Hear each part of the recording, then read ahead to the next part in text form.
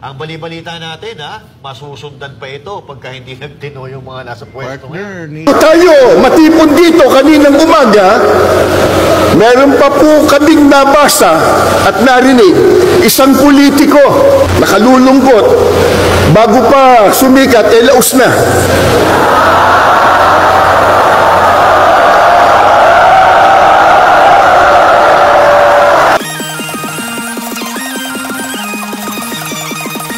Sir, napanood nyo na po ba si De Lima na supalpal ng isang ministro ng Iglesia ni Cristo?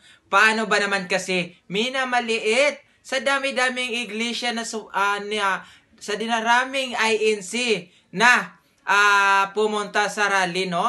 Ang INC ay nagkakaisa sa dami-dami nila.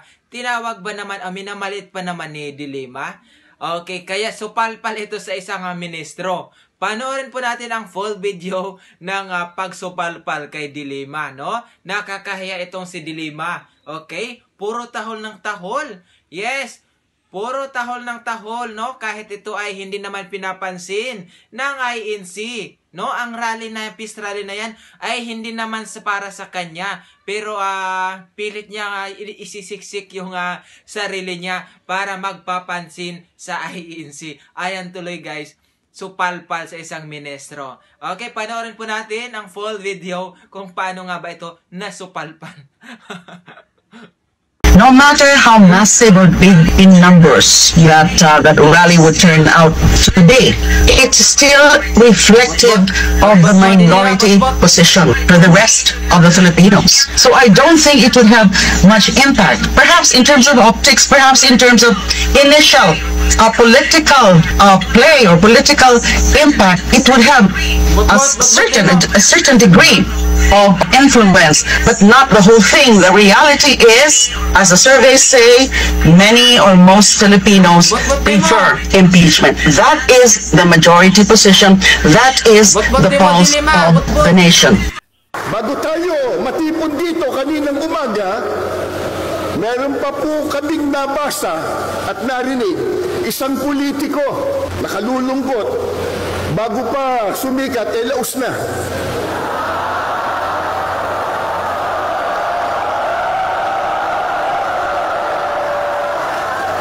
Nang makita po ang milyong ito, milyong-milyon, na dami ng tao, abay sinabi niya kanina, kahit marami yan, minurya pa rin sila. Sino ba nagsabi sa kanya na tayo ang mayurya? Pero, sa dami natin ngayon, at sa lakas ng tinig ng mga mamamayang Pilipino, parang tayo lang nasa mayurya.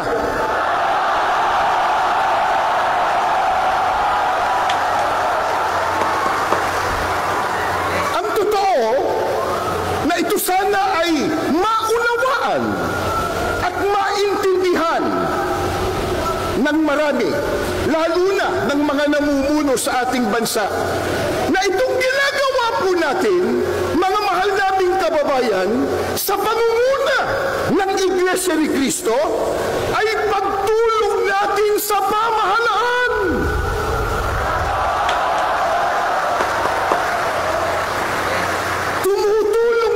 Sa kanila, na kanilang makita, na kanilang madama ang tunay na damdamin ng taong bayan na naglukluk sa kanila.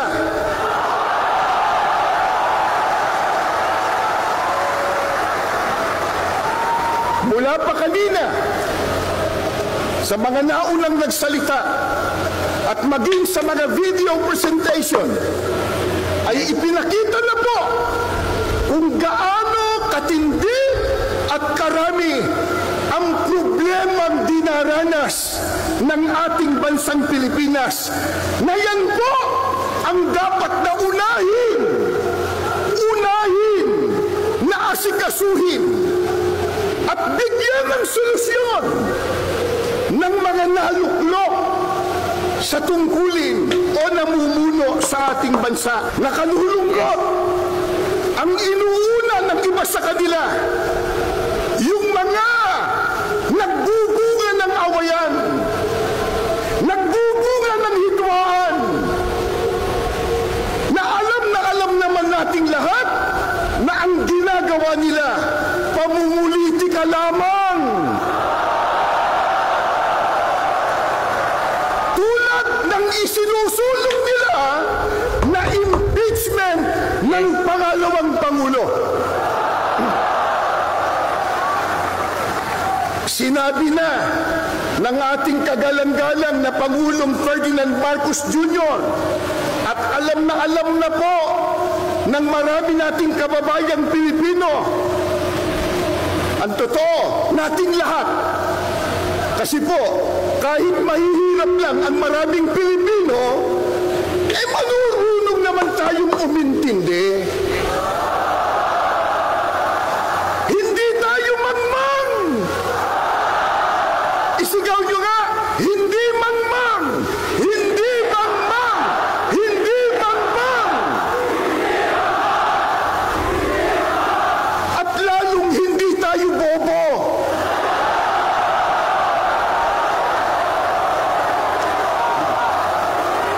Hindi bobo!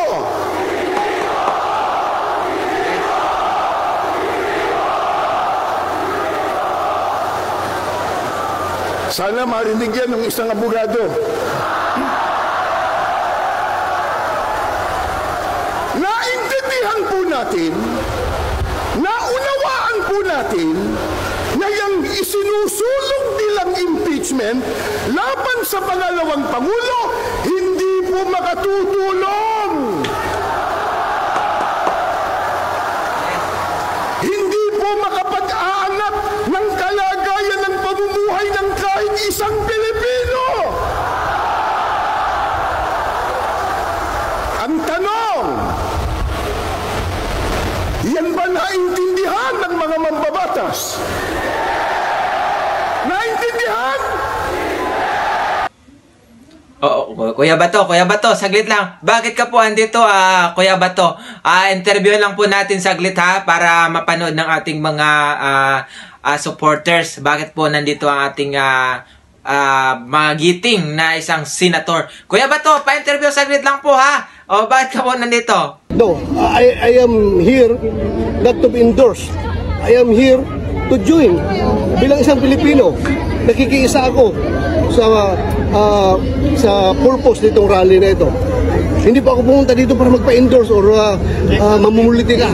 Pumunta ako dito para ipakita ko yung pagkikiisa ko sa ating mga kababayan.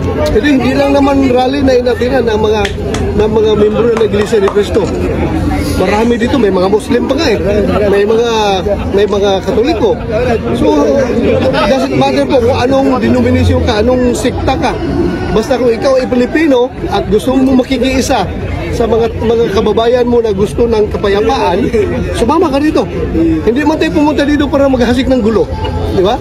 Pumunta tayo dito para gusto natin ma-achieve ang peace, magkakaisa at tahimik ang bayan. Sir, ibig sabihin po ba yung slate nyo sa 2025 may commitment din na iwas bangayan muna because you are joining their call for unity? Well, kami naman ay hindi man kami hindi man kami yung, we are not the dominant administration ticket na pwedeng bibira ng bibira. Kami naman ay nagre-react lang kapag kami ay binibira. Huwag mo nyo kaming birahin, hindi kami magre-react. Yes. We will concentrate on our job. Focus tayo sa trabaho natin, may mga remaining legislations pa tayo na dapat gawin, so doon tayo mag-focus. Huwag tayong kami, nagre-react lang kami. Particularly si Vice President Inday Sara, ako, si dating Pangulong Duterte, nagre-react lang kami kung kami binibira. Alangan naman, hayaan mo yung mga kasinungalingan na lalaganap yung kasinungalingan, ipalabas mo yung katotohanan. Yes. So kaya kami sumasagot dahil gusto namin malaman ng taong bayan kung ano ang katotohanan.